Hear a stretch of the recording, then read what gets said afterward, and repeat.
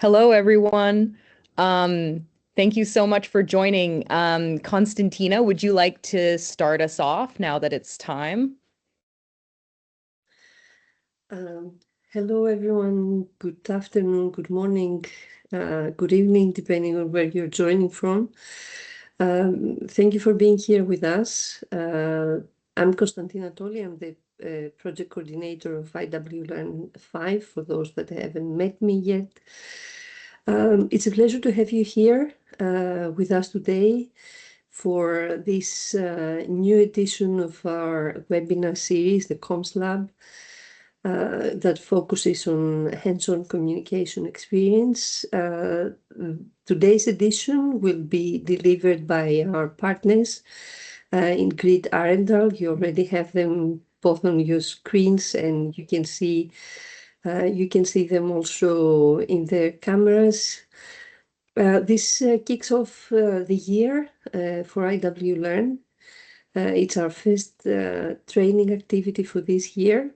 It seems that the comms activities have been very popular and there's a growing demand. And we also see it, from the responses that you have in our calls and the stories that you are providing and the support that you are requesting from us. IW Learn is here to support you. From our end, you are mainly dealing at the moment with Camila, who is hidden somewhere here in the participants. And the rest of the team, of course, the PCU is here to support you. Welcome, everyone. Have a happy, prosperous, healthy, peaceful year. And handing over to our colleagues, Olivia or whoever is taking over. Thank you. Thank you so much. Yeah, so hi everyone. We'll introduce everyone. We're going to start with Maria in a moment, but before we get into her presentation, I just want to let everyone know that this is a two-part webinar, as you probably saw.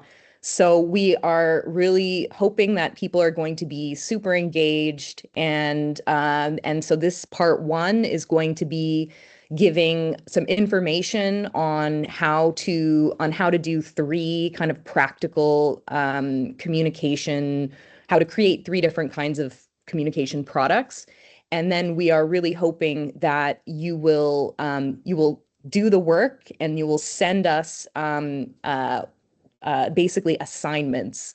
And so then for the second part of the webinar, we will be focusing on going through your assignments and learning, giving some feedback on how you can continue to improve. I promise you it's going to be really nice and friendly. We're not going to like completely pick apart whatever you produce. We're not scary. And so as you're listening to our three presentations, so Maria is going to talk about how to work with the media, Gwen's going to talk about creating a social media campaign with Canva, and then I'll talk about creating vertical videos. So as you're listening, start to think which assignment do you want to take? And if you're really keen, you can do all three. But I know that is a lot for some people. So do keep that in mind, and we're going to follow up after the webinar with an email with more information, like more details on the assignments. And we will also provide a Dropbox link where you can put your assignments once you've completed them. So yeah, so over to you, Maria. Thank you, Olivia. And we also, with the Q&A during our presentations, you can write your questions in the Q&A box, and then in the end of when we are done with all three presentations, we will answer your questions. So today I'm going to talk about how we work with media and journalists. My role is head of media and relations here in Grid Arendal. First off, I wanted to talk about why it's important to engage with the media. Even though, today it's very easy to publish, to have your own channel, have a blog or Instagram channel or whatever. It's still the way that the media is kind of the gatekeepers to the reality that most of us get. So the journalists are still the ones that are forming the public discussions and are like the key storytellers in most communities.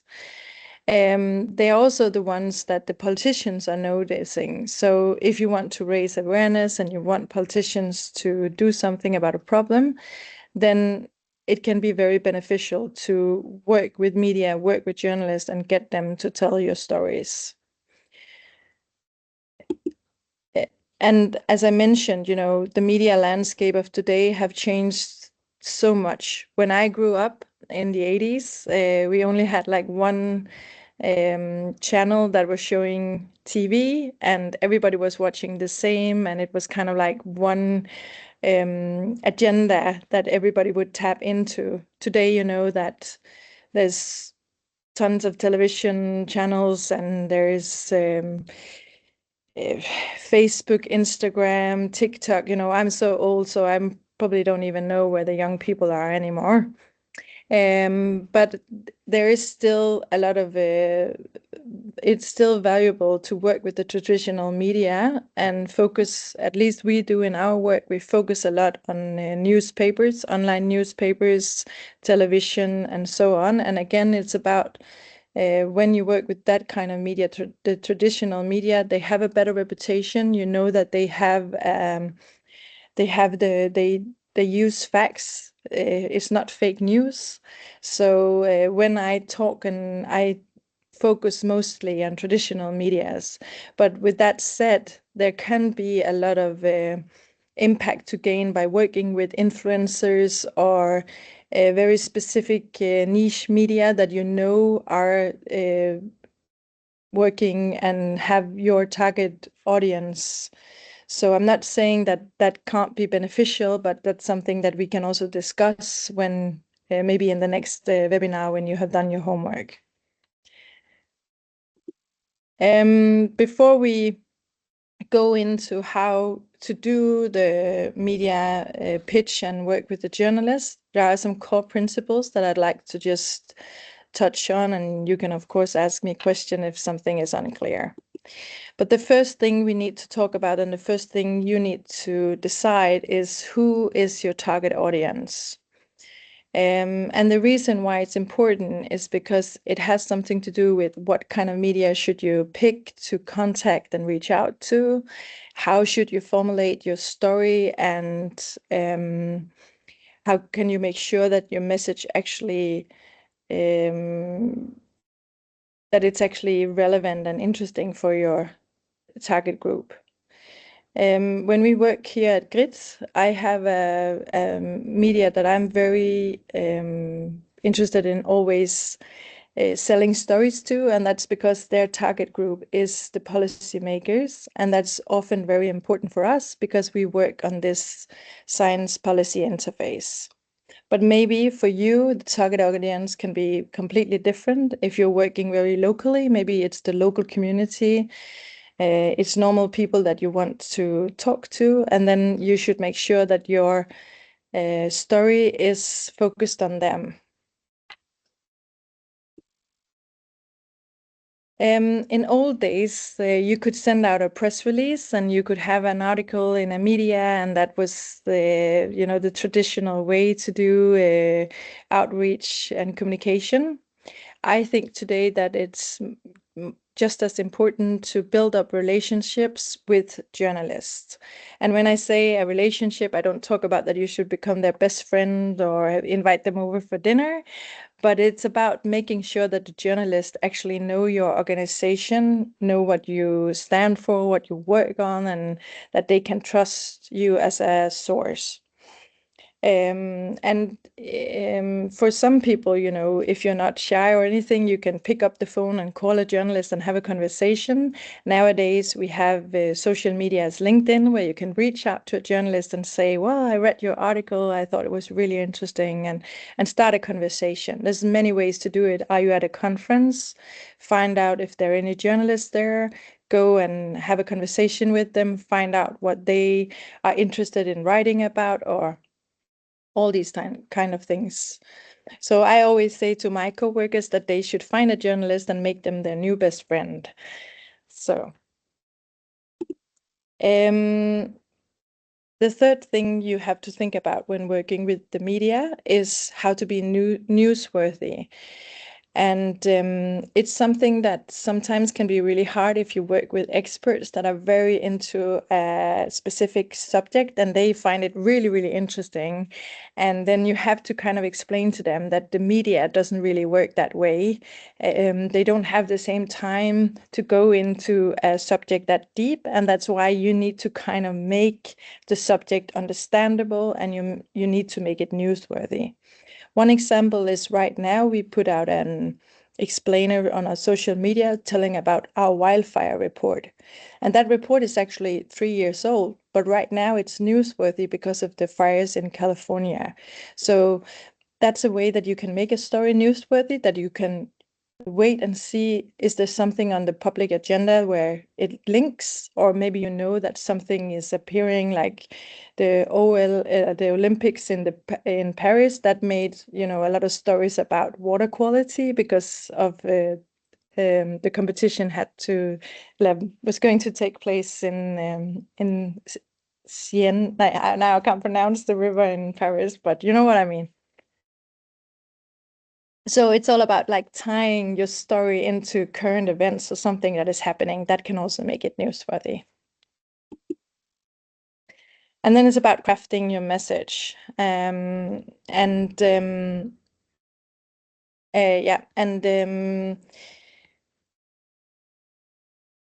is some key elements to a good story.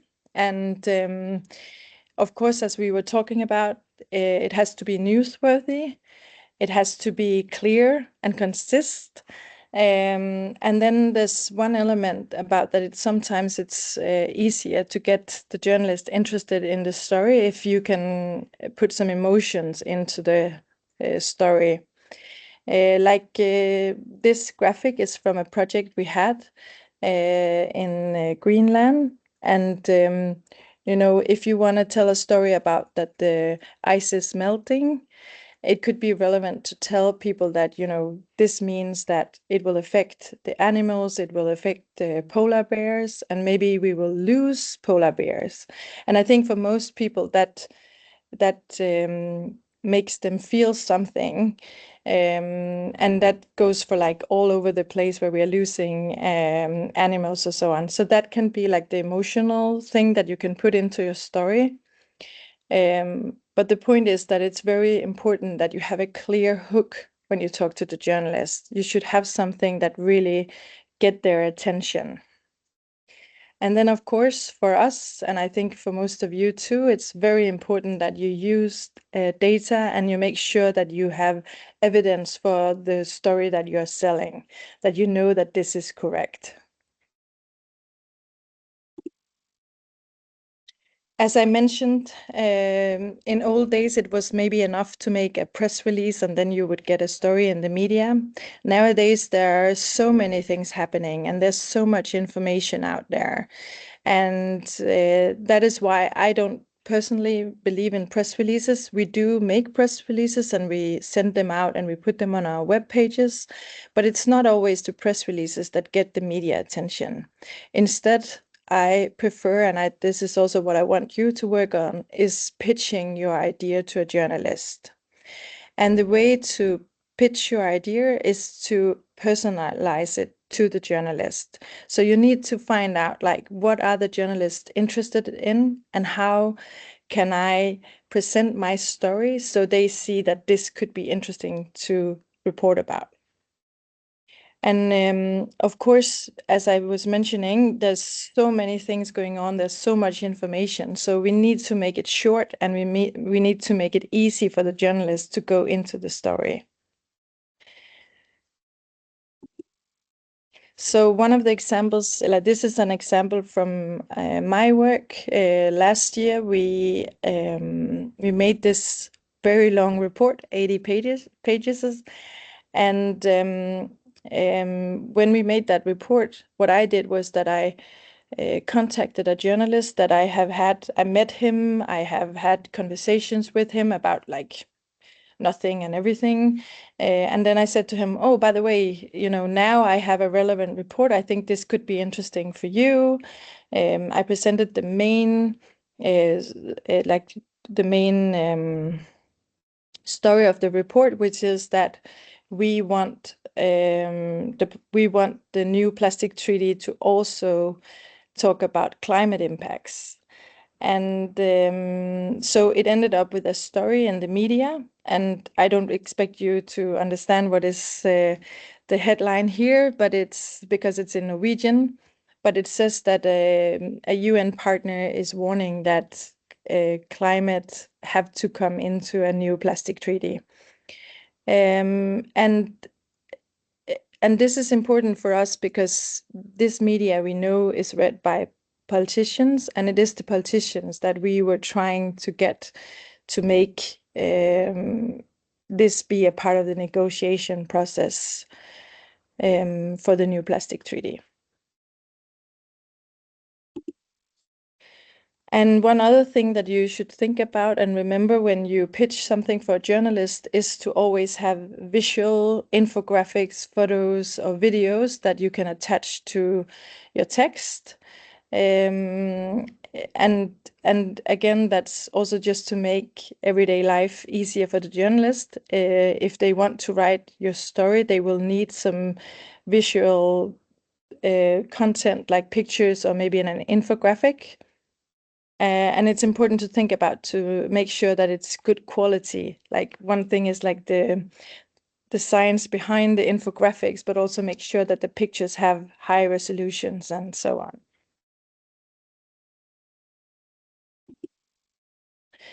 And if you are lucky, maybe you will get invited to an interview with a journalist. And before an interview, if I have an expert here in our organization that is going to talk to a journalist, I do a prep with them. So that means that I sit down and I'll ask them some question, and I make sure that they know what the journalist may ask them and prepare them. And this goes both for making sure that the experts stay on the message that we've been talking about, we want the journalist to write about, but it also to make sure that they are prepared if they get difficult questions.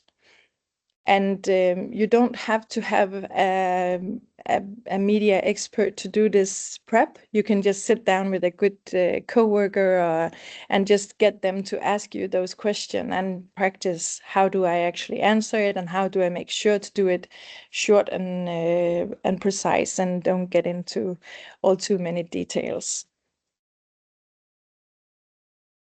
And then I think, and one thing I always say to my coworkers is that be authentic, be yourself, because it's especially if you're on TV or it's in radio, it's really hard to pretend to be somebody else. And most people, they like just that people are who they are and don't try to be somebody else.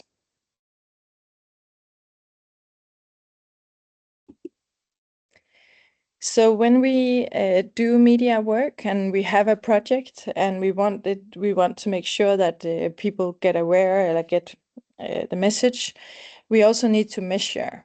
And you can set up a very easy Google alert. It's free and it will tell you if your organization or your project is written about. But you can also buy media monitoring. We have media monitoring and we have it because we want to know in what countries the articles are being published and how many people actually read it and so on.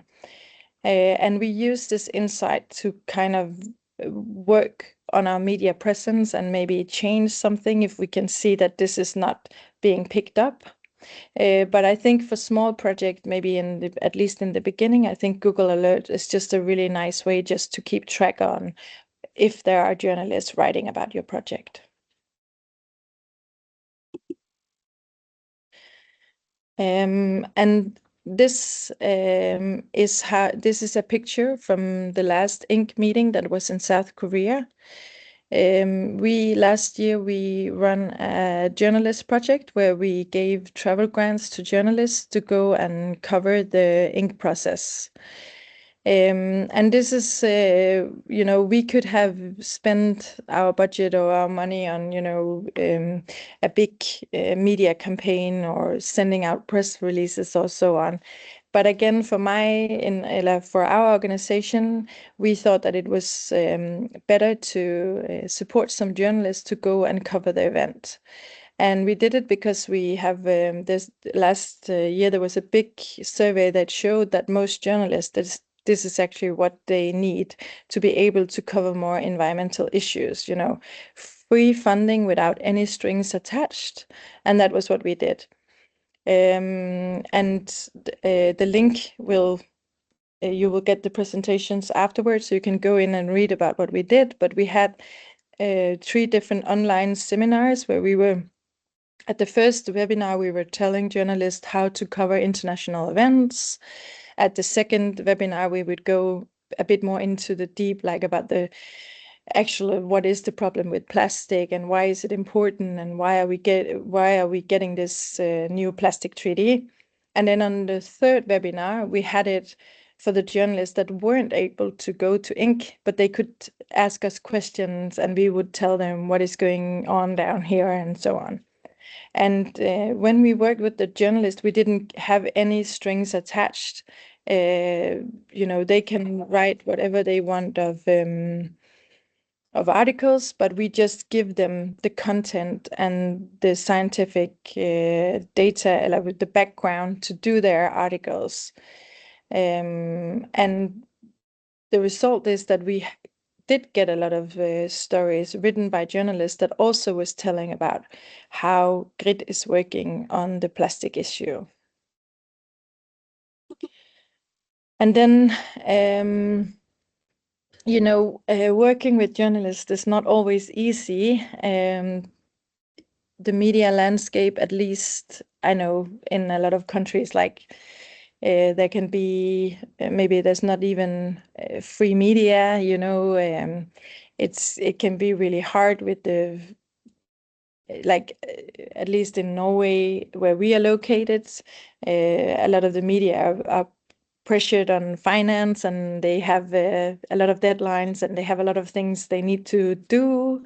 So sometimes it can feel quite difficult to get them to write about our stories, especially if it needs a bit of engagement. Like they actually need to understand the subject and the project that you're working on. But I think that you shouldn't be disencouraged just because you don't get an article right away, and you're always allowed to ask the journalist, like, why didn't you write this article? And maybe they will give you a good answer that can help you improve your pitch for the next time. But as I was saying, the most important is to make sure that you kind of give the journalist a package. You give them some text, you give them some quotes, and you give them some pictures, so it's easy for them to write the article. So in connection with this IWL, we are going to make a roster of journalists. That means that it's going to be a list of journalists that have signed up to get information about all your different projects and what you're working on. And to get that roster built, we of course need all of you to share it. If you already have some journalists that are interested in this line of work, you can share this. And this is also something that we will share afterwards in the email. And then my last slide is kind of your homework or assignment for today. So what I want you to do now is to write a press pitch. And this is 2 paragraphs. It doesn't have to be more, but it has to be 1 paragraph, kind of like introducing your organization or yourself and the project you're working with, and then 1 paragraph introducing the story that you want the journalist to write about. And when you do this, you have to think about, do you have some pictures or some graphics that can go with it? You have to define your target audience. Are you talking to me or are you talking to a politician? And then you have to do a bit of research and find out what media would you like the story to go into, and maybe even find a journalist. And you have to go in and maybe read some stories and find out if that journalist are interested in the subject or the kind of project that you're working on. If you have any questions, you can ask them now in the Q&A, but you can also send me an email. You're very welcome for that. Thank you. Thanks.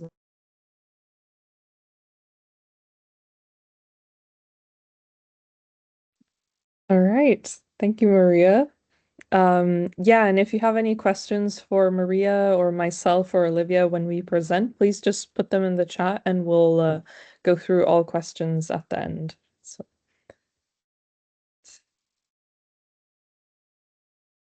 that's all good. All right. So I'm gonna give a short and sweet presentation on using Canva for social media, and specifically, I want to talk about social media campaigns. Before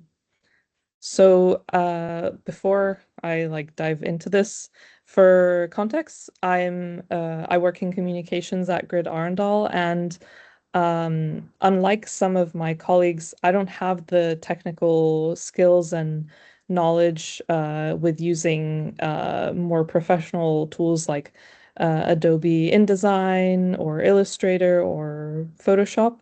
And these tools are also quite expensive in terms of licensing. So Canva is one of those kind of perfect tools for when you don't have much budget or funding and you want to create some visuals. And it's also super user friendly. So I really, if you haven't tried using it before, I recommend you give it a try after this presentation, maybe. And there's lots of helpful tutorials out there as well. So now I'm going to just walk you through my process of creating a social media campaign. So to begin, what is a social media campaign? So compared to just an individual social media post, a campaign is when you're instead planning out and coordinating a series of posts. Usually they have some sort of visual or thematic narrative throughout each post over a period of time. So it's not just an ad hoc, like one-off post, it'll be something that you do over time. And the reason these are seen as particularly effective compared to just having individual kind of one-off posts is that you can plan and prepare a campaign that is designed to achieve a specific goal or purpose for your organization, or you have a campaign relating to a specific topic, or you're going to launch something new that you want extended attention on. So it can build up excitement and anticipation, as well as make sure that something that, you post out a report one day and it's not just out for that one day, but you are reminding and getting more eyes on it by posting continuously about this over time. So before any kind of communication, I think it's really important for you to consider the preparation that is needed beforehand and asking yourself why you are communicating something And one useful tool that you might already know about is using SMART goals. So SMART stands for specific, measurable, achievable, relevant, and time-bound. And this is really, I think, a great starting point whenever you're asking yourself whether it's worth, what you should be trying to achieve with a communication campaign or a report or a social media campaign. So once you've kind of thought about, okay, what is my ultimate goal, and played around with, what I want to do a social media campaign, the first question you need to really, actually, there's three main things that you need to keep in mind. And the first one is, what do you want your campaign to achieve? And usually this tends to be visibility or awareness, or maybe you want your viewers to take action on something. So there should be a purpose to your campaign. You shouldn't just post unless that's also a goal. But next is, who is your audience? And this will essentially inform which channel you will do this campaign on, and also what the campaign will look like. So it's really important to consider whether your audience is like, really like professionals on LinkedIn versus a younger crowd on TikTok. So really think about who your audience is and where you will find them. Are they already following you, or are you building up a new audience on your account? And finally, you have to ask yourself why it's important. Why should people look at and interact with your social media campaign? Are you providing them with new information? Are you sparking new ideas, action? So these are three things to think about. Before we go into social media, especially if you haven't really worked on social media content, or you have just set up a fresh account for a project or an organization, there are three things that I want you to keep in mind. And that is that social media is unpredictable. So it's really a numbers game, and the odds are not in anyone's favor, especially now that paid social is growing and the bigger players are pouring in tons of money. So don't feel discouraged if you're not getting much engagement, especially at the beginning when you're growing an account, because there is so much out there, and you might not always get the reaction that you expect, but that is okay. Don't let that stop you from trying again. Next is focusing on the feelings. So when you're creating something or any piece of communications work, you really need to focus on the feelings that these will evoke, because this is what the audience will remember the most, even a long time after they've interacted with your content, is like, oh, that thing, that was funny, or that made me think, or that made me sad, angry. All of these feelings, I mean, I would hope that you try to evoke more positive, uh, like productive and constructive feelings in people, but of course, like the shock factor is a huge part of social, and that sometimes is what gets people to click on things, is surprise or something unexpected. Finally, I think this is a good rule for a lot of things, and especially if your target audience is specifically on socials, is make it something worth sharing. So would you share this content or campaign that you're preparing with your family, with your friends? Do you want to share it, and do you think it's worthwhile? That's super important. And from a motivational standpoint, it'll make you want to work harder and understand better what you want to come out of it. So these three things before you dive into, I think is really important because it's really discouraging, especially when you start. And there's no real right way of doing anything. It's really unpredictable. So don't be discouraged. So once you've decided, okay, let's do this, I think the first thing you should do is find some inspiration.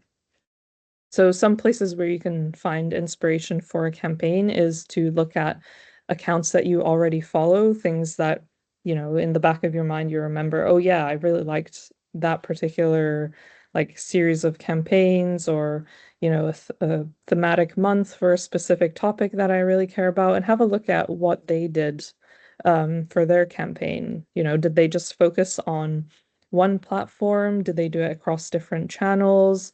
What kind of media did they use? Was it just images? Was it text, stories, videos? All of these things are worth checking out and getting some inspiration from. I recommend looking at accounts that have both big and small follower counts. Bigger doesn't necessarily mean better. It just means that you appeal to a broader audience. But maybe that's not something you want, actually. You want to have a more targeted audience that oftentimes will engage a lot more than the broader audience. So it's more quality over quantity. So have a look at what kind of campaigns they run. Next, I would have a look at what other accounts are there that are posting about the topic or similar field that you are planning on posting about. So this is to also have a look at what's already having success out there, or maybe you can find a niche that isn't filled at all. Maybe there isn't anything out, like anyone posting out there about a specific topic, and that's a great opportunity for you to bring awareness through a campaign. Finally, influencers and trends. I think it's worth taking a look into just to know what is coming up to the top of people's feeds, and figure out, you know, could I maybe jump in on this trend? Is it something that is relevant to my topic or project, and see what happens. So once you've found some inspiration and you're thinking to yourself, okay, you know what, this is what I want to post about, you should think about the messages. So for example, I was like, okay, I want to spark awareness and provoke a discussion on the Global Plastic Treaty that Maria presented on. So then from there, I start thinking about kind of the key messages that I want to put out there. And one of them was, we need to talk about the elephant in the room. And I used that as kind of a key imagery for the campaign. And I think this is something for you to keep in mind of. Is there any sort of evocative imagery or icon or something that you can link your messages to? Then definitely try to capitalize on that. The other messages were plastic pollution is a global problem. We already know how to end plastic pollution, and we need a global plastics treaty now. So these are the messages that I want to put out there to fulfill my goal of sparking awareness and provoke a discussion. So they are very short, clear, a little bit provocative, but that's exactly what I want to go for. So after I've thought about my messages, I asked myself, okay, but can people take action, and how can I empower my audience to take action? So you could add links, you could create different, like maintaining a visual, like, yeah, maintaining the visuals throughout the campaign, but maybe having different images or text types to really bring more or less information depending on what part of the planned campaign I'm working on. So with that said, I would then open up Canva and start setting up templates. So the great thing about Canva is that there's so much content in there for you to use, and a lot of it is free. And they do also offer non-profit pricing. So if you were interested in putting some more money into and having access to all the features, that is also possible. But the free version is perfectly good, and I used it that way for quite a while. So you will be able to find templates, image library, fonts, all sorts of things that will help you out with creating social and other visuals. You can actually even do like a full report layout in Canva if you don't have access to like the Adobe Suite tools. So definitely check it out if you haven't yet. So for setting up my templates, when you open Canva, if you look on the far left, one of the tabs is called templates. And so when you click on that, you get to see a wide variety of different trending templates and categories. So you can really just have a scroll and find things that you find interesting. But one way I would test it out is to type in on the search function, maybe a topic or some sort of icon or imagery that you have in mind for your campaign and see from there what pops up. So here I was looking at plastic pollution, and you get a lot of visuals of water and plastic bottles and things like that. But I was thinking, oh, I want to do it on Instagram, and you can filter for that in Canva. So you can pick what platform you want it on. It doesn't have to be a static image either. You can also create video templates. So this can be helpful also when Olivia talks about preparing vertical videos. You can definitely use something like that for your campaign as well. So I picked my template for my campaign, or a template that I liked. I'm not so sure about the water visuals because I don't want to focus on marine litter, but it's a place to start. So I open up the template in Canva, and the first thing I do actually isn't to really change much up other than removing the bottles. But what is really important, especially for a campaign, is having a recognizable and stable branding. So the first thing I did was change the colors to the grid Arendal colors, but I could have also picked different colors. It could have been orange or something else, as long as I then keep that color scheme consistent throughout the campaign. So then when people see it, you have that visual recognition. So it's really important that you think about these elements when you're creating a campaign, is how do I maintain visual unity over time?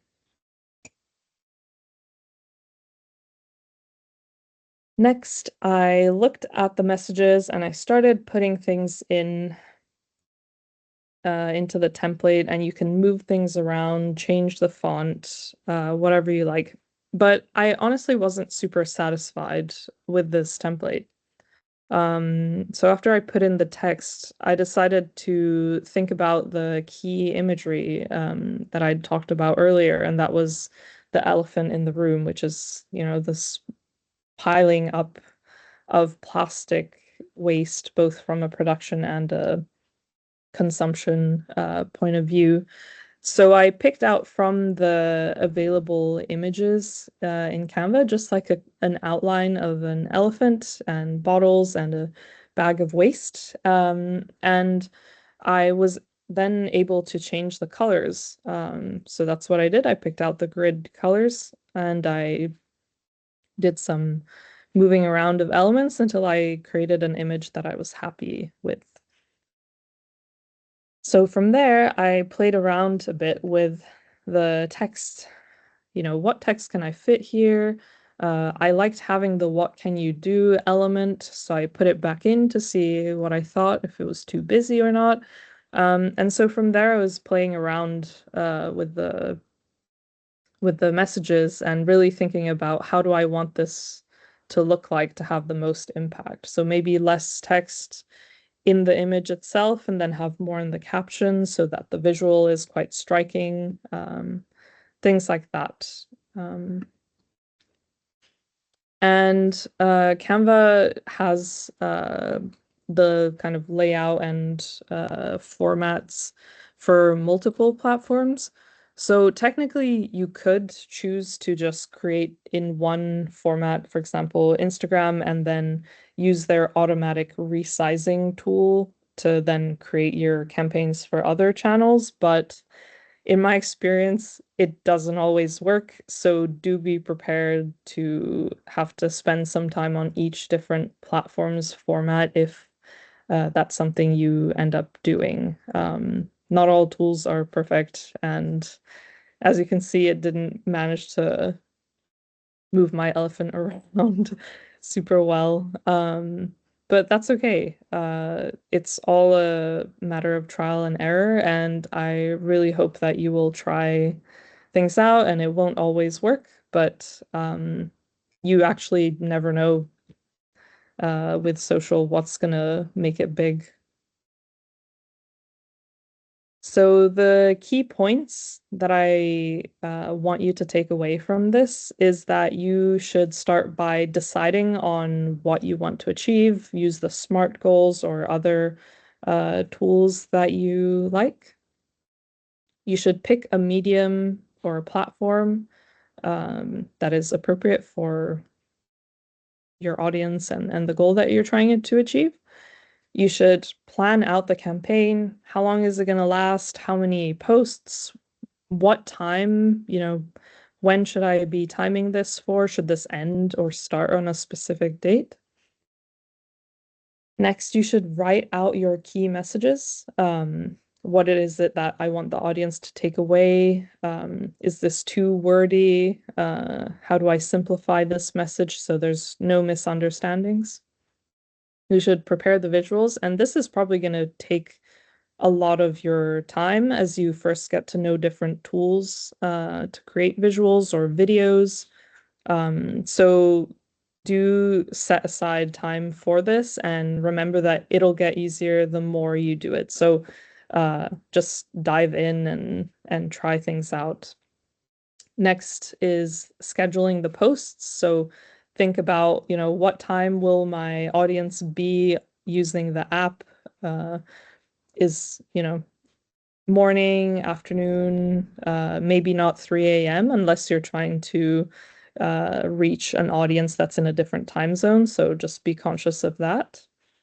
And finally, evaluating the campaign. And I think this step is often skipped over from a time perspective. I see it all the time, is actually evaluating what worked and what didn't, and learning from the things that you think worked out better or not so well from this campaign, so you can then apply them to your next one.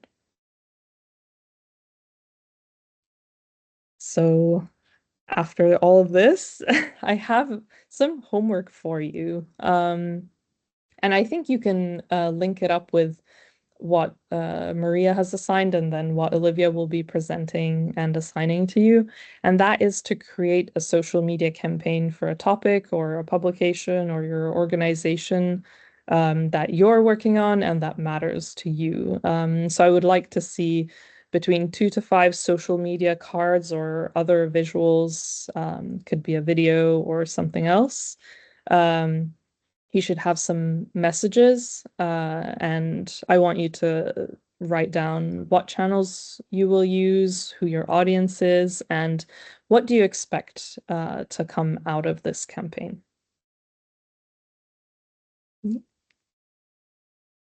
All right. That's all from me. And if you have any questions, please write them down. I'll be happy to answer. I think Claudette has her hand up. You want to just take that? Oh, yeah, sure. Sorry, that was very much a mistake. Oh, okay. All good. Sorry for Thank that. you. All right, Olivia.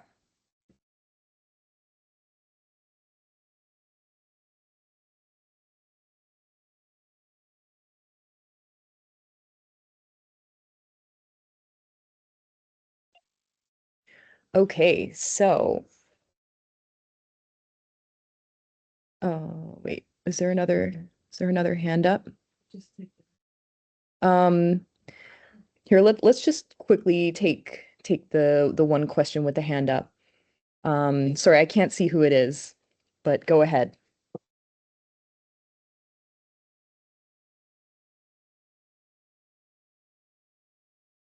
Oh, it's okay. If anyone has any questions, just put them all in the chat, and we'll have some time at the very end to go through all of the questions.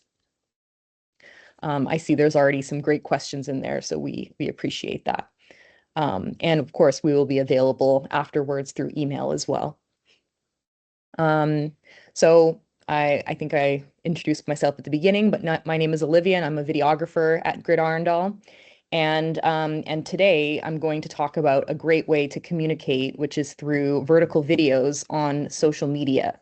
So in the age of TikTok, Instagram Reels, and YouTube Shorts, a lot of platforms have moved towards these shorter vertical videos to hold people's very short attention spans.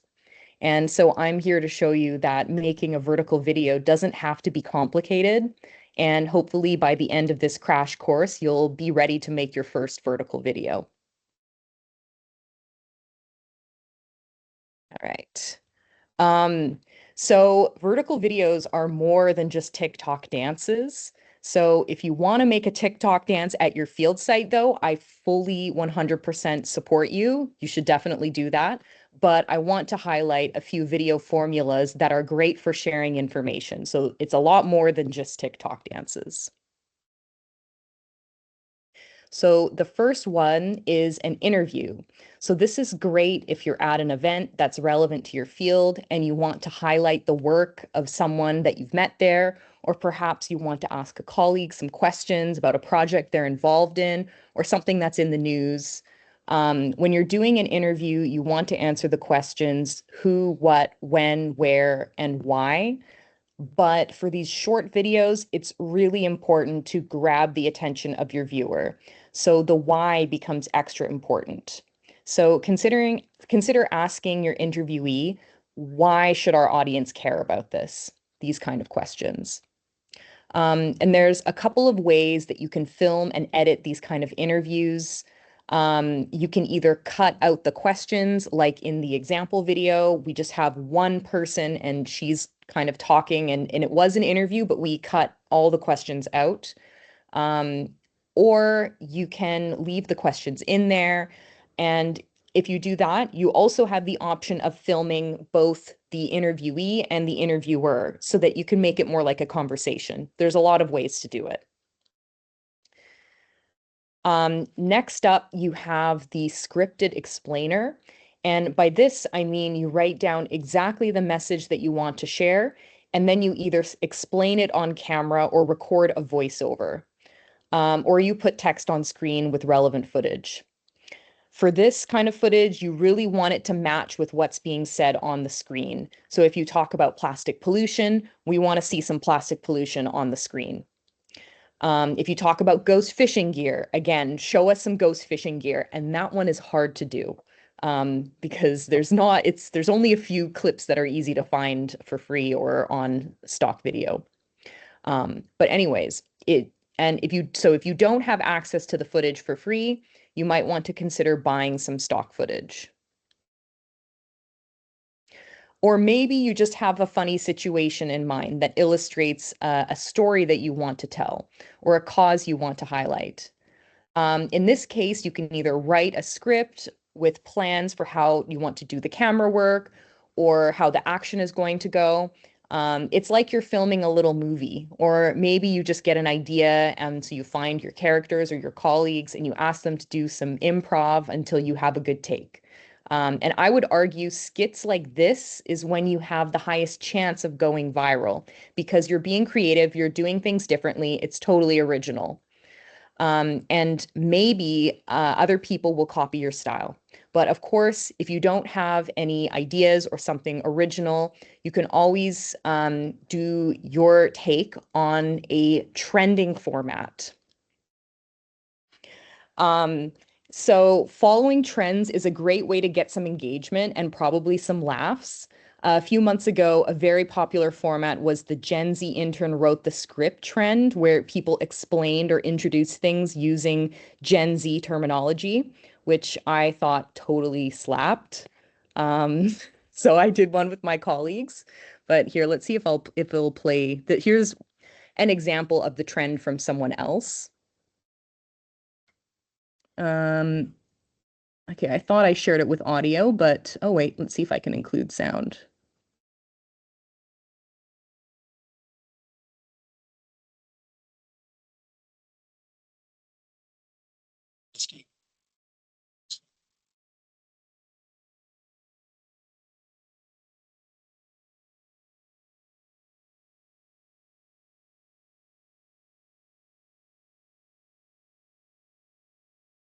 And so we tried to do a similar thing with our colleagues. Permet daw liggéey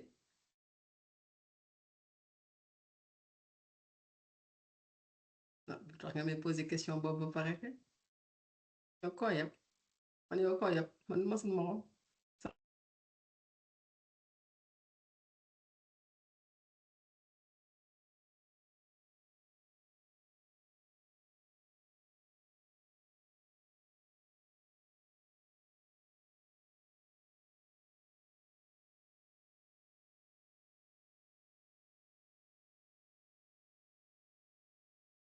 So that's just a little clip of some of the some of the stuff we were working on. But yeah, there's always a new trend. So with these ones, you have to be really fast. So like a few years back, there was a trend where people were pretending they're in a Wes Anderson movie.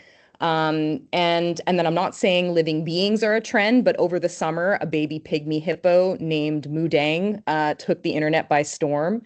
And now basically any zoo that has a baby pygmy hippo is making them a social media star.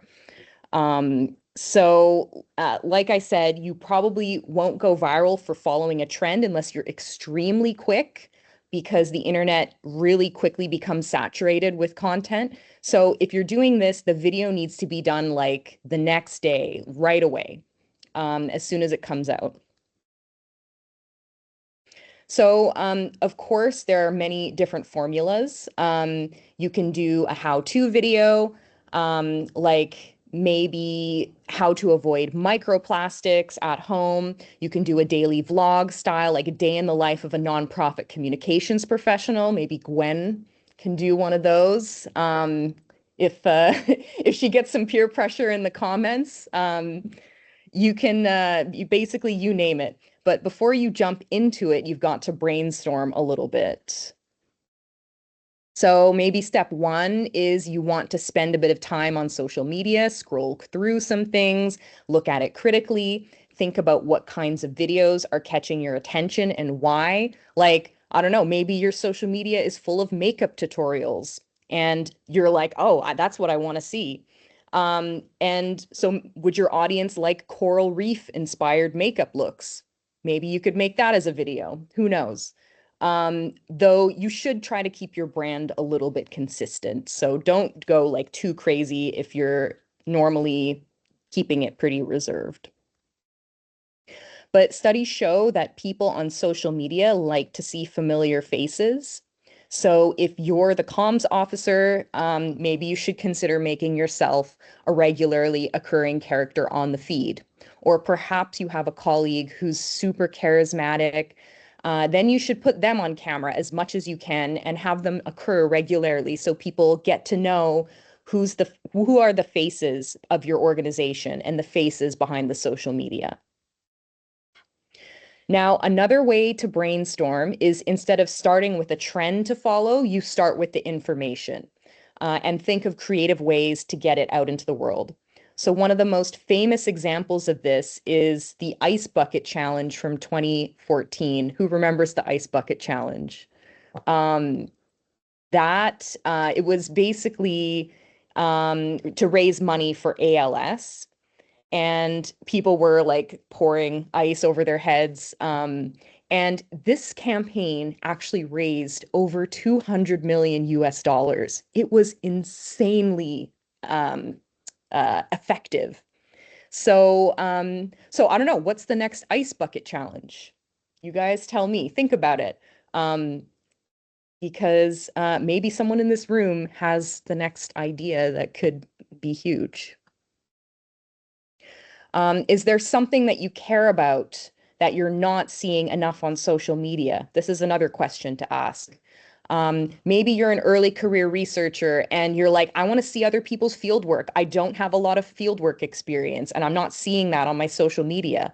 So like, what if we want to see like the day in the life of an entomologist in Ecuador? Maybe if that's you, you could film that, you could share that. Just think about like, what do you want to see? So I hope this has been inspirational. So now that we've brainstormed a bit, try to like everyone, if you want to, feel free to write some of your ideas in the chat and we can read some of them at the very end because as soon as my presentation is done, we're going to jump into questions. And once we answer the questions, maybe we can just share some ideas and brainstorm a little bit as a group. If we have time, let's see. Or keep them to yourself if you don't want other people to steal your ideas. Just film them and we will talk about them in the next session in part 2. So now that you've got your ideas, we're going to talk about how to execute them. So there are 4 different stages. So first you need to plan out what you're going to do. Then you're going to film it. Then you have to edit what you filmed. And once you're happy with the end product, then you're going to post it. And honestly, it's that simple. Like reels do not need to be this hard. So for the planning stage, if you're doing something scripted, you want to write your script first. So make sure you fact check it. And because like especially if you're the comms officer and your colleagues are the researchers or something like that, like there should be a little bit of exchange between the two of you. And don't just write it, say it out loud as you're writing, because when you're writing for a video, it needs to sound natural when you say it. But if you find that you or the subject of your reel are just really bad at reading off a script, looking over at Maria, we were just talking before this about how she can't read the script. And it's just not sounding great when you read it from a script. Maybe you're just the kind of person who's better at freestyling it and not planning it out too much. So feel free to try that and you'll discover what your personal preference is. Everyone's a little bit different. So if you're interviewing someone, you'll want to write out your interview questions in advance. So you should ask them to introduce themselves. And then after that, some prompts I like to use are like, so if you're at an event, like where are you and what are you doing right now? Or you can say, can you recap the day for me? Or did you learn anything that surprised you today? So notice we're doing no, yes or no questions. You have to keep them open-ended. Otherwise, people might just respond yes or no, and you don't want that. And another thing for Instagram Reels, because you're capped at 1.5 minutes, I think TikTok is a little bit longer now, but you still want to keep it short. Don't ask more than 3, maybe 4 questions, because it's going to be a lot more work for you to cut it and to decide what to keep. Keep it simple. So if you're doing a skit or if you're presenting something and you want to have some action, You should plan out a bit in advance what is the scene going to be? What do you need? So for example, if I was making a video that's a step-by-step guide on how to avoid microplastics, maybe I want a scene of my colleague who's about to microwave their lunch in a plastic container, and then we're going to switch it out quickly for a ceramic bowl. And then I have a scene of they're going to grab a plastic water bottle, but they change their mind and then they go to the tap and they fill that up with water from the tap. So like you kind of plan out your scenes a little bit and like what are you going to film and who needs to be involved. Just kind of think about these things in advance. And then you have to plan out your B-roll. And B-roll is any sort of scenery shot or a close-up or anything that you add on top of the main footage to keep your viewer engaged. So if you're doing an interview with someone at a conference and you ask them to recap the day for you, maybe they'll talk about the field trip that they took to a marine protected area. And, you know, they saw some really beautiful sights there. And you will, when you're cutting that into the video, you will want to show some footage of that marine protected area when they're talking about it so that people can see it. And if you're doing a skit, try to get the characters to do certain actions a second time so that you can get close-up shots. So then you can cut to that. And you should think about these things a little bit in advance so that you're just kind of planning what are the shots I need and how am I going to get them. So now we're going to talk about filming. So it should go without saying, but because you're editing a vertical video, you should shoot vertical because then you don't have to crop it and you'll get the highest resolution. If you have a relatively new phone, most of them can shoot in 4K, and I would encourage you to shoot in 4K. But do keep in mind that if you don't have a ton of storage, the 4K footage is going to use all of your storage really quickly because 4K files are bigger. So, if storage is an issue for you, it's also totally fine to shoot in 1080p. It's personal preference. And if people are wondering which frame rate to shoot in, the two most standard ones are 30 frames per second and 24 frames per second. You can see in this image I have of my phone screen, like the screenshot of my phone. That's where you would change the frame rate and the resolution on an iPhone. So you can click there. And yeah, the most standard ones are 24 and 30. 30 frames per second has less motion blur. So if you're doing a lot of action, if there's a lot of movement, it's sometimes a little bit better.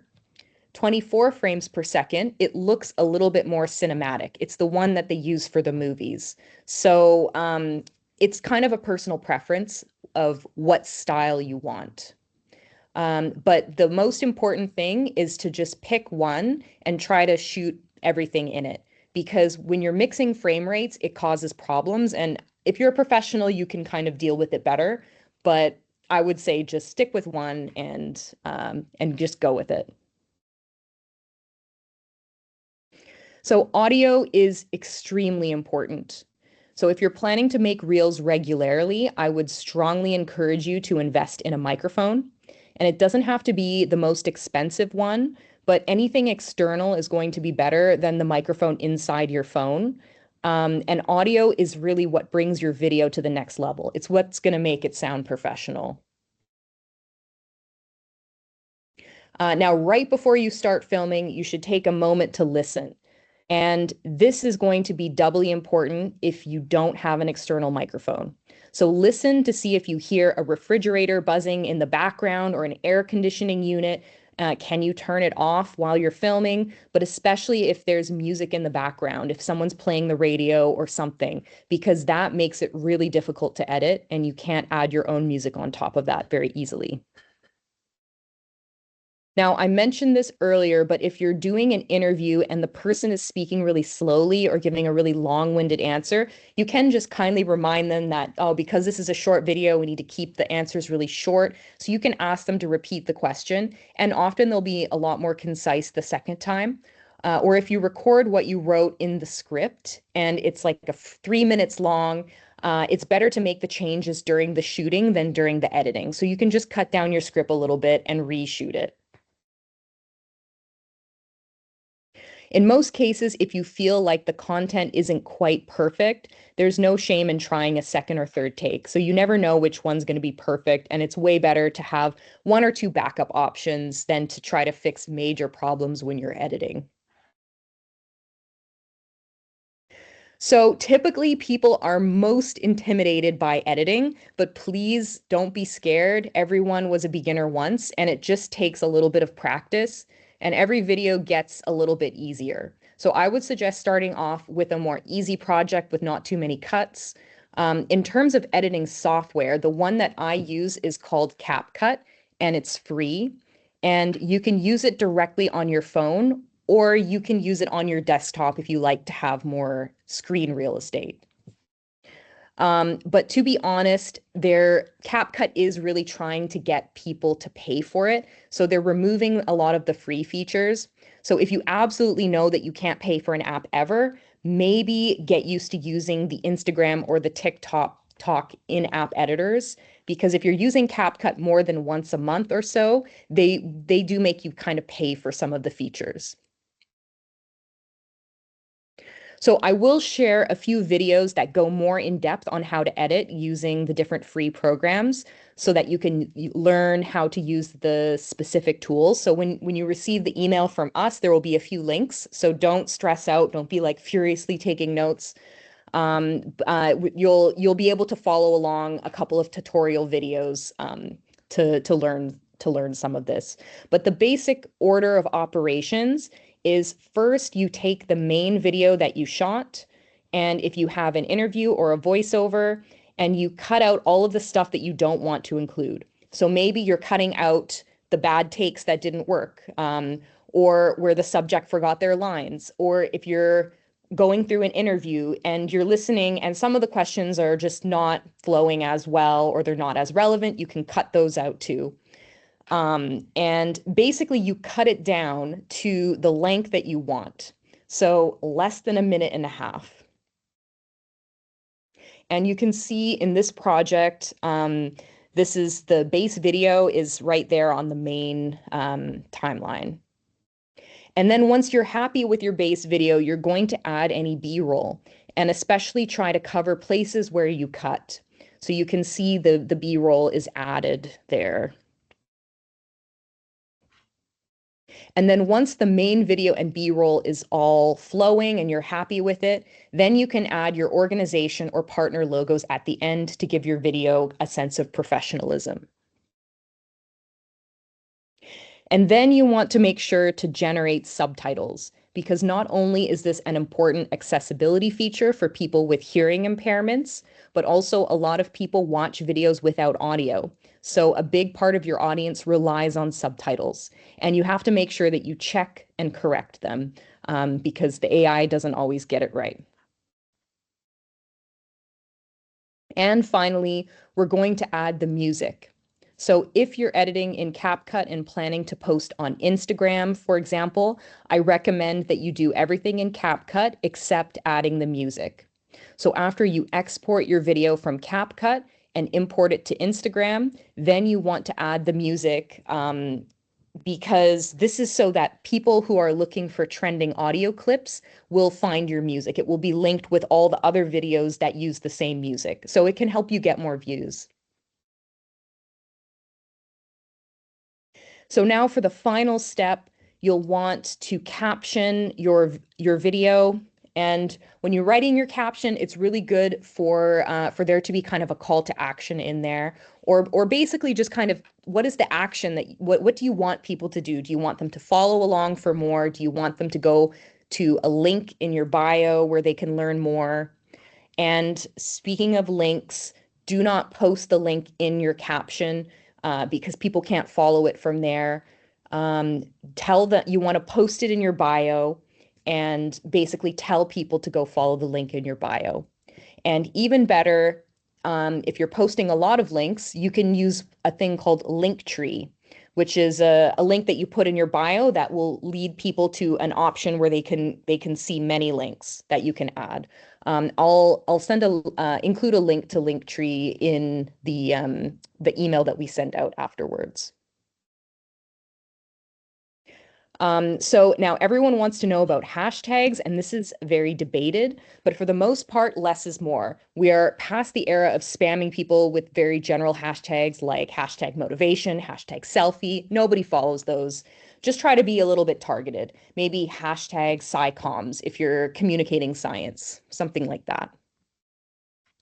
And do make collaborative posts with partners, tag them, share audiences. This is always super useful. And finally, ask colleagues to engage with your posts shortly after you post them to give them a boost. So early engagement makes a post more likely to be recommended by the algorithm. So I hope that many of you will take us up on this assignment. So remember, if you do this, not only do you get to learn how to make your first reel with a bit of advice from us, but then you get a reel at the end of it and you can post it. So, and I hope it's just the first reel of many. So I've broken down the assignment for you. So step 1, you want to brainstorm your reel idea. Step 2, gather your content. Step 3, edit your video. Step 4, add the subtitles, super important. Step 5, write a caption to go with your post. And then step 6, before you hit post on your account, you share it with me, Gwen, and Maria for a review. And then we're going to talk about it next week. So just export your video and without posting it. And we'll explain everything in the email. And you can just put it in the Dropbox link and we will get it. And then we'll provide lots of feedback for you. So thank you so much for listening. Okay, I'm going to stop sharing.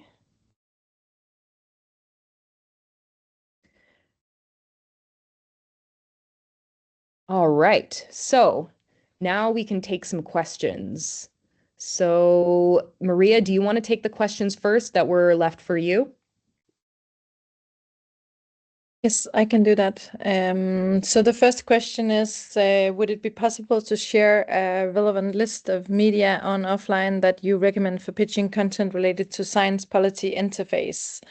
I can share, we can make a link tree and send it out with you so you get the list. This is, of course, like it's a bit of a niche in a way. Here in Norway, we have this, as I was already talked about, this one medium that is very focused on politics, and maybe there is one that is similar in your own region or country. But what I would suggest for you to do if you don't have like an overview of what media you could contact is actually just to go into Google News and search. You can actually search after like science relevant media. I'll add that link to the list. We did talk about making a long media list for you, but knowing that people work so many different places all over the world, we thought that it would be better that we kind of teach you how to do the research yourself. I personally are a very big fan of Manga Bay. I think that is a media that is now they just opened an editorial office in Africa. So now they're actually present all over the world, and that is a media that has a lot of nature conservation issues that they write about, and they are very interested also in the politics and what goes on, like international politics and so on.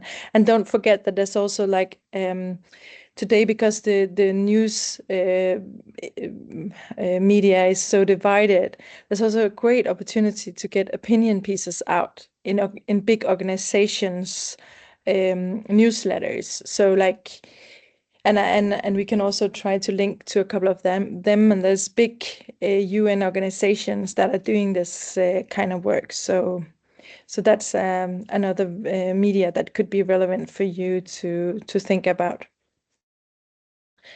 And then I think I really loved your questions, but the next question is that I wonder how you got in touch with journalists in first place when you start from scratch, and if I have any tips. And yes, I have a lot of tips. I am a huge fan on LinkedIn. So if you go into LinkedIn and you search, you can actually search for journalists and you can see where they work. And then you can start following them, see what they're posting, and maybe put in a comment and try to start a conversation, ask them a question, maybe share an article or a web page from your project that shows that are relevant to the story that they have shared on LinkedIn. Another great way to get to know journalists is to search for different journalist network. For example, for our line of work, the Earth Journalism Network is very relevant. The Global Investigating Journalism Network is very, very relevant. And, if you send them an email, you present yourself and your organization and what you're looking for, there might be an opportunity where you can present about your organization and the journalists will get to know you and they'll start asking you questions. And then, of course, I'm a big believer in meeting people. So like going to conferences, finding the journalists, that's a good way to get to know journalists. Yeah. And then there was this thing about the newsworthiness and when aiming to create newsworthy messages, what key criteria should be used to ensure the message is relevant and resonates strongly with the audience or media? And this is actually a really, really hard question. When I did my journalist training, we had this very clear news criteria, and it was like conflict, impact, time, like when it happens, and the human interest. And that is still like very valuable criteria that you can try to put into your story. But then on the other hand, there's also, it's become more divided, and it really depends on what kind of media you are approaching. We work a lot with an institute that is called Constructive Institute. And that's a new form of journalism where they're trying to say, okay, the journalism have been focused too much on conflicts and everything that is going wrong, and people are turning away from the traditional media, and they want to read about what is actually improving and where are the solutions. And it's not like a happy-go-lucky new kind of media, but it's more saying, after we have exposed the problems, where are the solutions? So if you find media that are focusing more on that type of journalism, the news, like the criteria for selling in a story is different, because then you also need to tell them the solution. So again, it's actually quite complicated just to give like one answer, and it takes practice, and sometimes maybe it's just ask the journalist, if you have a media, and like I love The Guardian, I read a lot of The Guardian's articles, and if there's one specific journalist that are writing a lot of articles that I really find interesting, I could send them an email and just ask them like, how do you find your stories, and what are you like, what are you actually interested in, and could we, and of course there's like, journalists don't like this, let me pick your brain. That's not the approach I'm looking for. But so do your research, try to find out what is the things that the journalists are interested in. And of course, you can also send me a question and I'll try to answer it more specifically. I'd love to do that. And then I saw that there was one question in the Q&A, and I think this is a really important thing to talk about, because the question is, have you ever experienced a situation with the media where the published content did not align with what was intended to be communicated, resulting in a negative article instead of a positive one for the project? If so, how did you handle it? And I think this is what often, make us scared about contacting the journalists, because we know that they have, at least most journalists have their independency to write whatever they want. And if you give them a story and then, they run with it and it end up a completely different place, and you might be frustrated because this was not what you were hoping for, or maybe it would even be a negative story.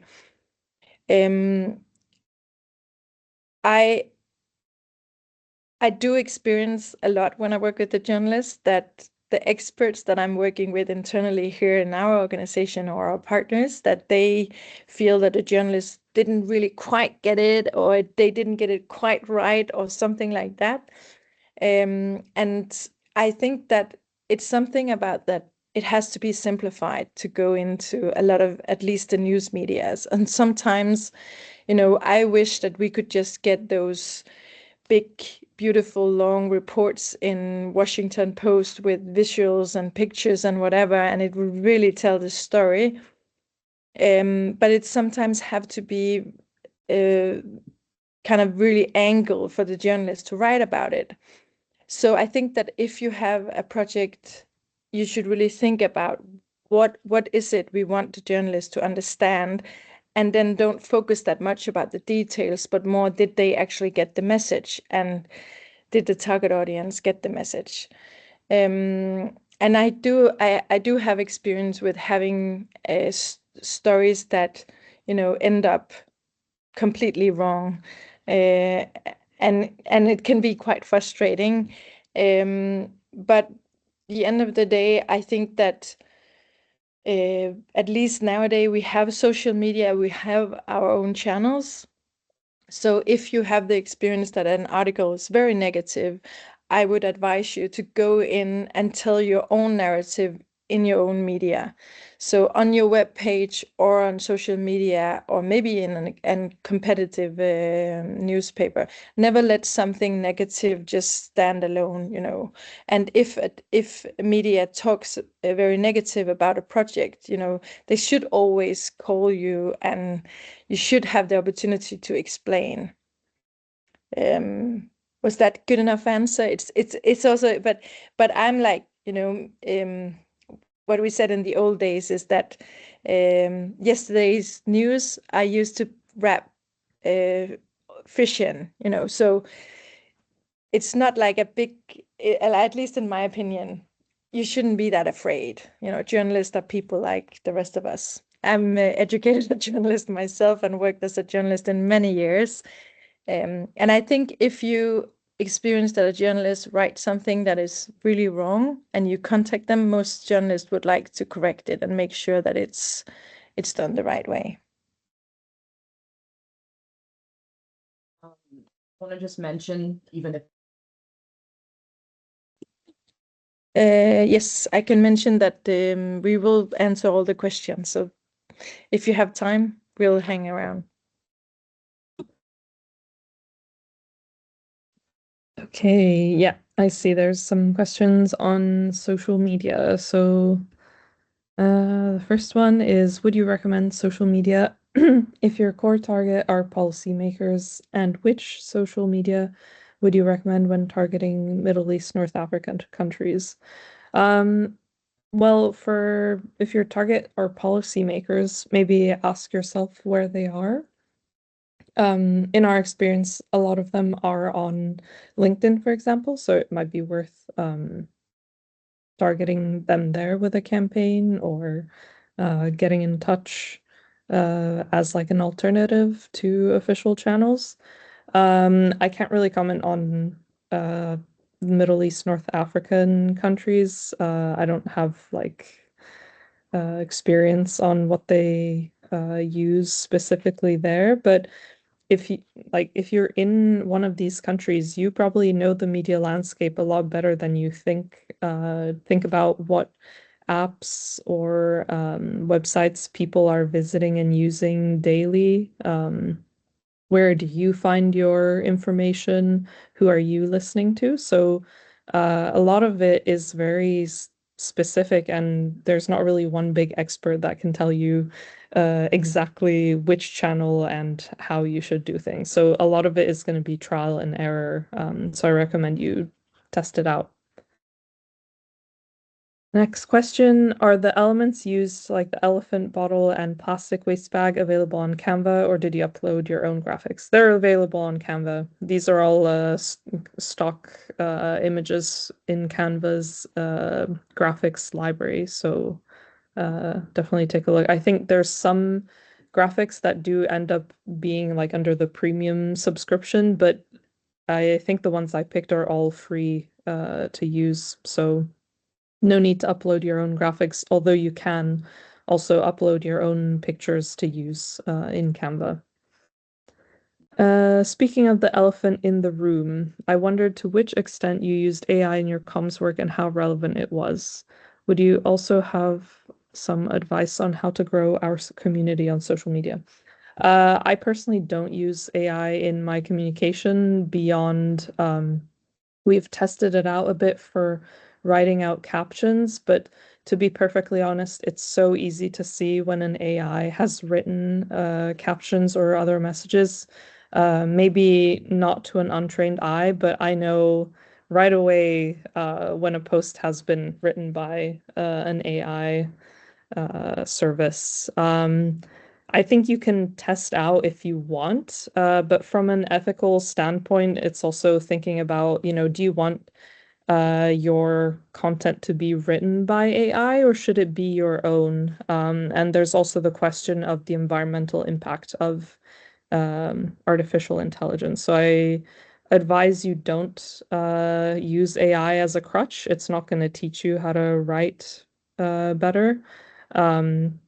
Instead, you should spend some time crafting your messages, and we are also here for you to help you out with this. So please, yeah, make human content for other humans. As for growing your community on social media, well, think about what your community, who your community is and what they need, and see if you can fulfill that need, whether it's information or tools, activating the community to do something, whether it's like writing to a policymaker or a politician or meeting to discuss a topic, events, things like that. I think that's a good way to grow your community on socials. Yeah, then I think it looks like Olivia, you've got the rest of the questions. All right. Yes, so the first question is which free or premium footage platform would you recommend? So for us, we use a service called Envato Elements. And this is quite useful because it has a lot of stock image, stock photos, stock video, but then it also has a lot of like graphic templates and other things that we use in our editing. And so it's kind of like a once, also it has stock like music as well. So you can download music for videos and use it royalty free. Well, it's all included in the one monthly fee, and it's not too much. So we use Envato.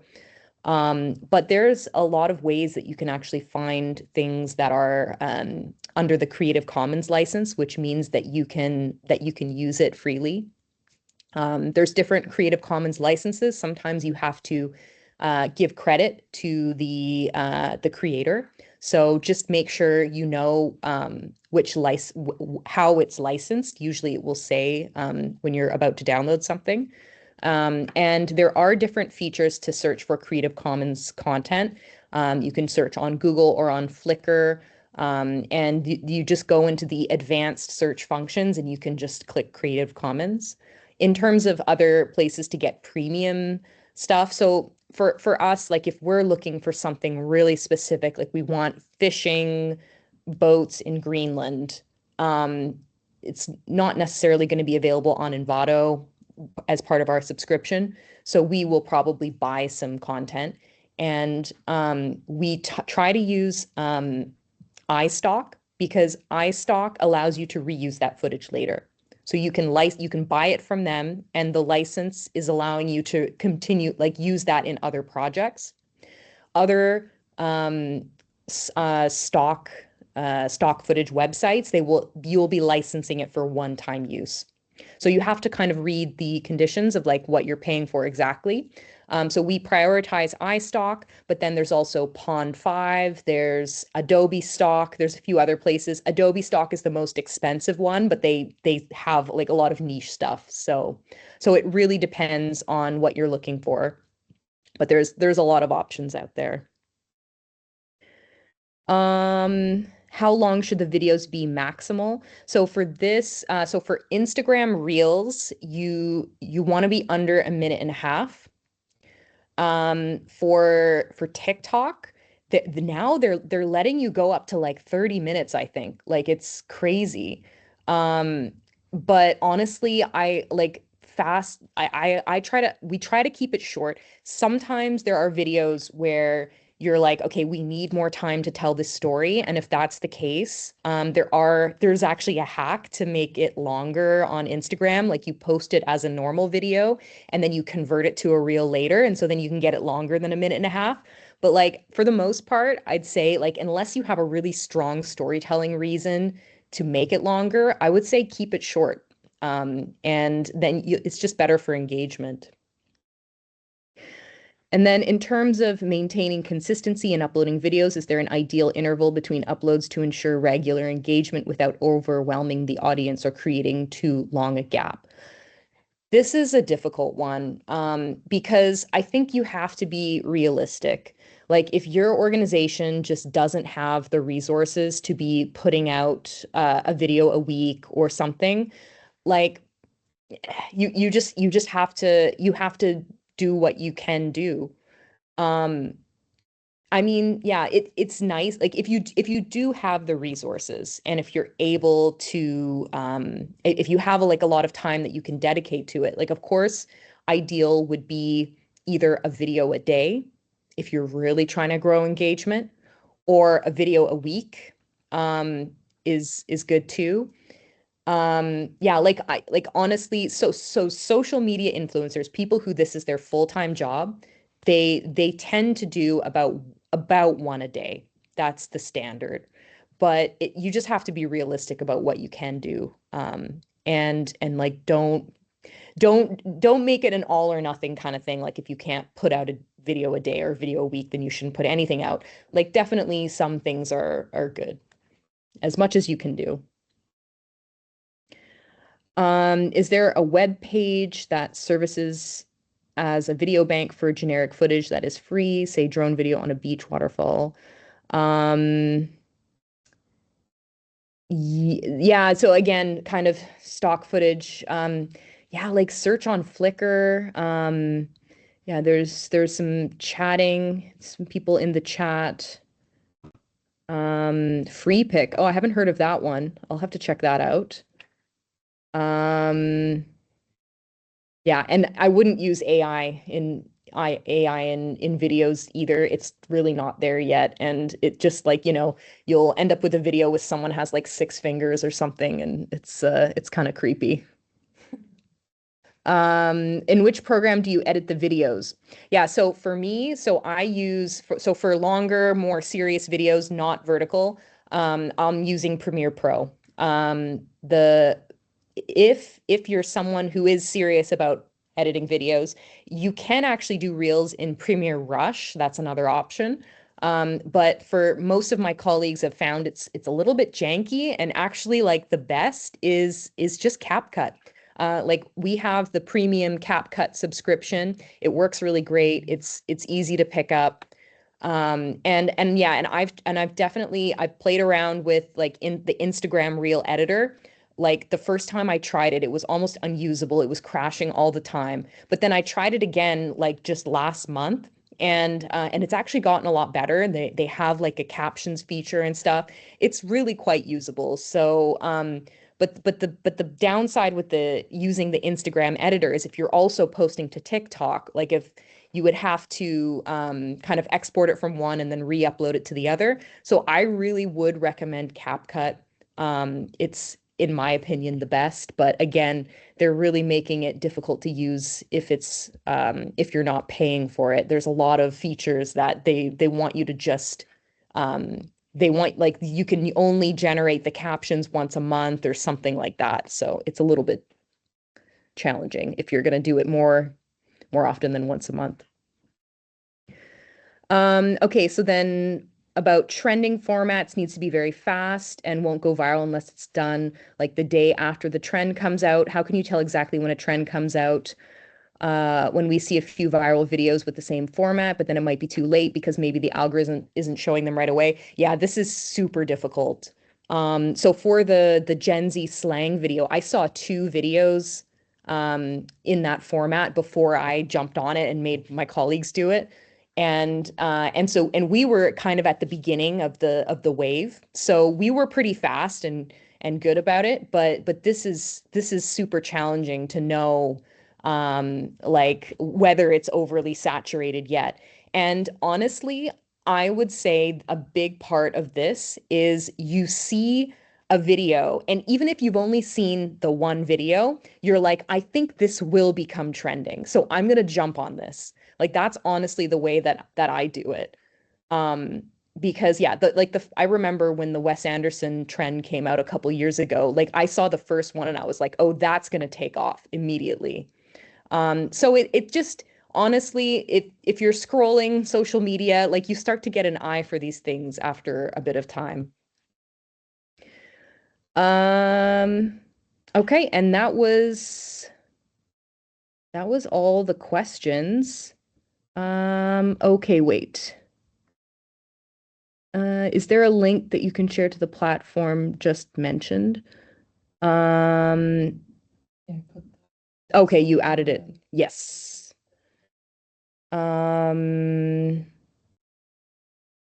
Yeah. No,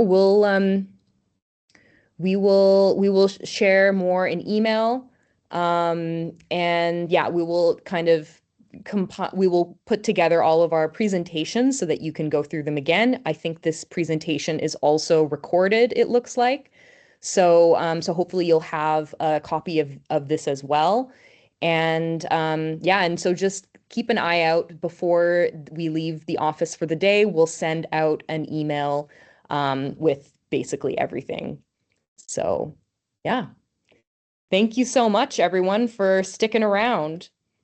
And The good questions. yes, thank you for the good questions. And we are really excited to see your assignments because, yeah, remember, like this, it's one thing to listen to a presentation, it's another thing to do the thing and to send it to us and get some feedback. Like this is how you learn. So yeah, and I'm really hoping that like there's some people in here that are going to send us stuff and I'm like, wow, they're way more professional than I am. I want to learn from you. So maybe in the next presentation, if someone just like completely blows us all away, we can just give the mic to you and then you can present your learnings and and then we can all learn. So yeah, thank you so much.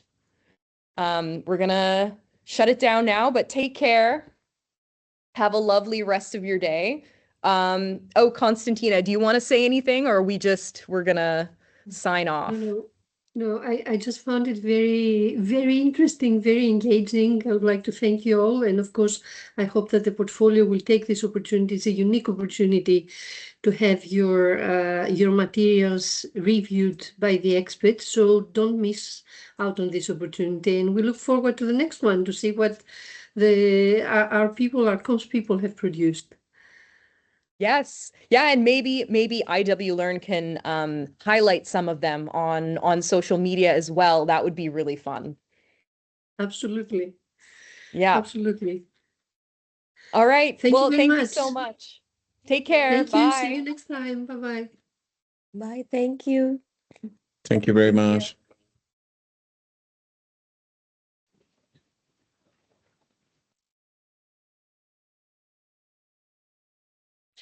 Bye.